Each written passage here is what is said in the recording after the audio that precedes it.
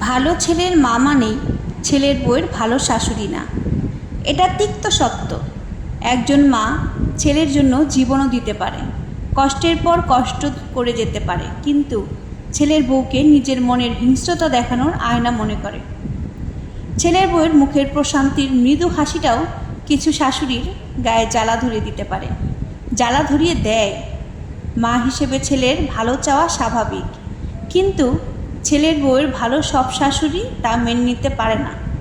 ব্যতিক্রম অবশ্যই আছে। আচ্ছা, তার ছেলের বউয়ের সাথে খারাপ ব্যবহার করতে গিয়ে, তার নামে কুটকাচালি বদনাম করতে গিয়ে, অভিশাপ দিতে গিয়ে এটা চিন্তা করে না যে এসব তার সোনার টুকরা ছেলের উপরেই লেগে যাচ্ছে।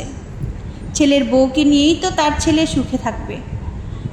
বৌমার পিছনে লেগে ছেলের সংসারের যে অশান্তি, অভাব, অনটন লেগে যাচ্ছে, বৌমাকে কষ্ট দিতে গিয়ে তার ছেলের সংসার থেকে ইনকাম, সুখ, শান্তি চলে যাচ্ছে, বেকারত্ব যাচ্ছে না।